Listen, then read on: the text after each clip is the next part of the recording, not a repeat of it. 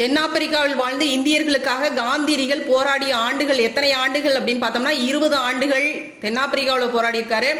காந்தியடிகள் சட்டக்கல்வி படிப்பதற்காக 1888 பயணம் செய்த நாடு இங்கிலாந்து.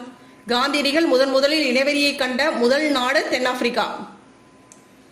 காந்தியடிகள் இனவெறியை களைய இந்தியர்களை கூட்டி அறிவுறுத்த வேண்டும் என்று கூறிய இடம் என்னதுங்க? டிரான்ஸ்வாலா. ரொம்ப முக்கியமான கொஸ்டின், பாத்துக்கோங்க. டிரான்ஸ்வாலா. டர்பன் போர் வெடித்த பிறகு காந்தியடிகள் இந்தியா திரும்பினார். அப்ப காந்தியடிகள் எப்ப இந்தியா திரும்பினார் அப்படின்னு சொல்லிட்டு இதுல கேட்கலாம். இப்ப எப்போ? டர்பன் போர் வெடித்ததுக்கு அப்புறம் இந்தியா கிளம்பினாரு. காந்தியடிகள் இந்தியா வந்து யார் மீது மரியாதை கொண்டு தனது அரசியல் குருவாக ஏற்றுக்கிட்டாருங்க? கோபாலகிருஷ்ண கோகலே.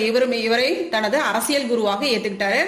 காந்தியடிகளின் வாழ்க்கையில் ஆடை உடுத்துவதில் மாற்றத்தை உண்டு பண்ணிய பயணம் தமிழக பயணம் தான். தமிழகத்துல மதுரை பயணம். சரிங்களா? முக்கியமானது.